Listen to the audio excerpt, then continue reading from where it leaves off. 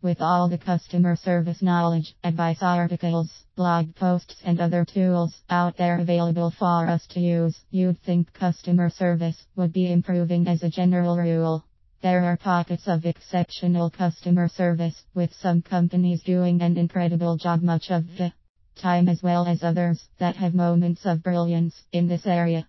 But overall, I don't know about you, I think something is going dramatically wrong with service in many companies. It may be that technology is changing at such a fast pace that companies can't keep up. It may be that employees are disengaged and just don't care. It may be a failure of leadership to connect and inspire their teams to reach higher. Or it may be that we're not paying attention to the little nuances that can make or break a customer experience, and the solutions don't have to be complicated. Being a former systems analyst, I put on my analysis hat to discern the large issues and small nuances behind this trend. Here's what I see in my work with clients and in my own personal experience. All true stories and the issues fall into four main categories: communication and training issues. The proper policies are in place, but sales and customer service representatives either don't know about them or don't know them well enough to use and/or communicate them properly to customers. Take the example of the cashier at a golf pro shop who couldn't bring up a customer purchase because the login system had been changed the night before, but no one had told him that his password had changed. When he arrived very early the next morning, he couldn't do his job, and no one was around to help him until later in the morning when others started to arrive at the golf club. Or the example of the cell phone sales rep at a very large retail store who told me that the cell phone plan I was considering covered the entire US without roaming charges, but when I asked for a map of the covered areas, it only showed the southern part of the East Coast as being covered. How about the example of the home improvement store salesman who told me I could get 1 year of free interest on both my kitchen countertops and kitchen flooring, when the flyer clearly indicated that one department was offering 1 year interest free, but the other was only offering 6 months interest free. When I questioned this, he said, "Look, I've been here for a long time and I know what I'm talking about. Trust me." But have I come to dread those words? I still didn't trust his verbal word, so I asked him to put it in writing, which he did. He even signed it. I happily checked out my purchases, all under the 1 year interest-free plan. 2 weeks later, I got a call from the company. They told me that a mistake had been made and I wasn't entitled to 1 year interest-free on everything. It only applied to part of my purchase. When I told him that the salesperson told me everything was covered, he repeated another phrase I've heard all too often: "You must have misunderstood." He would never have said that. Really. When I told him I had it in writing, there was dead silence for a moment. Then he asked if I'd bring it in, which I did. To the store's immense credit, they honored the 1 year of free interest on my entire purchase. But if I hadn't gotten it in writing, I would have been out of luck. Systems failure / poor systems design. Take the example of the office supply company whose website had a problem in the middle of my order.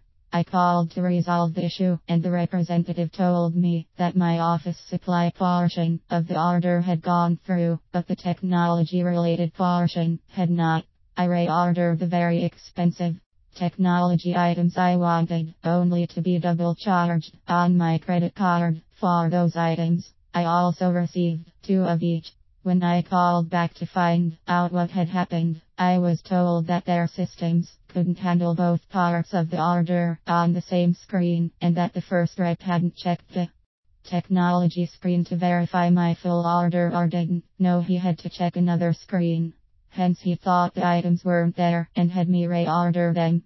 Thankfully my credit card had enough credit on it to handle the purchases, but I then had to waste another hour getting it resolved.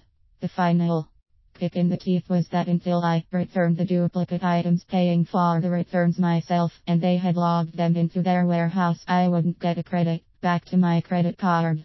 A process which took about 3 weeks, tying up a lot of my credit unnecessarily and costing me time and money in the process. Low expectations do a lot of damage to your reputation, customer experience, and current/repeat/referral sales. Their lack of knowledge comes off as indifference, incompetence, or worse, even dishonesty. And who gets the bad rap? Not the part-time employee, who will soon be gone.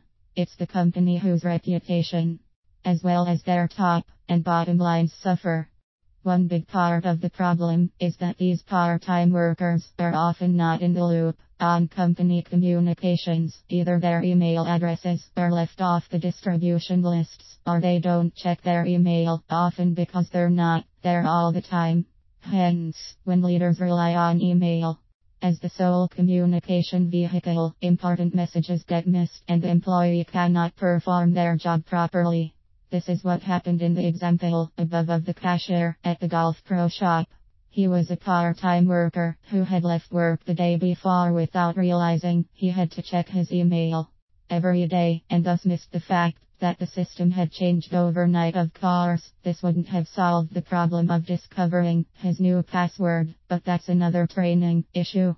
Also, when leaders do not have high expectations of their workers, the workers themselves lower their performance. Not only does it set the wrong example from the top, but workers feel that if leaders don't care enough to expect the best from their people, why should their people give 100%? Further, if leaders are behaving this way with their teams, how are they behaving in their own positions? They're probably not giving 100% in their own jobs, either, because anyone with a high work ethic demonstrates that work ethic in every situation, not just in select ones, often enough that workers stop even trying to help. A little bit of arrogance. In the above stories, I see a trend in which star employees get a little bit arrogant and unduly upset at being questioned about their knowledge. Let's face it, we all make mistakes. Isn't it better to double check and return confidently to confirm what you claim than to create a potential customer service nightmare by alienating a customer standing in front of you at the time? Or even worse, having them purchase the wrong thing, only to find out later that it doesn't meet their needs, or wasn't as advertised.